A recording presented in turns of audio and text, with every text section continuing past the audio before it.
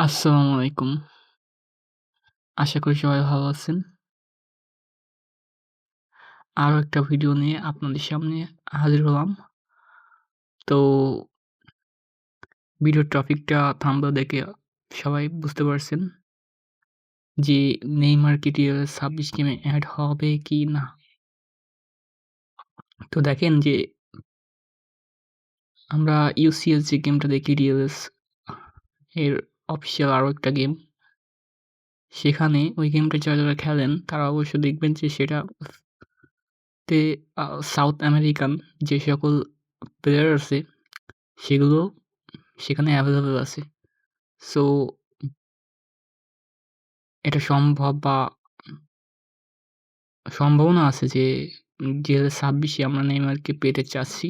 শুধু নেইমারকে না, south American বা লিগের যে সকল খেলোয়াড়গুলো আছে ব্রাজিল লিগ, তারপর কলম্বিয়ান লিগ, আর্জেন্টিনা লিগ, ভুল হয়েছে কলম্বিয়া লিগ নাই। সো এই লিগগুলোর প্লেয়ার আমরা পাইতে পারি। আর হ্যাঁ, নেক্সট ভিডিওতে আমি দেখাবো কোন প্লেয়ারের রেটিং ২০২৬ গেমে কমে যাবে বা কারা রিমুভ হয়ে যাবে।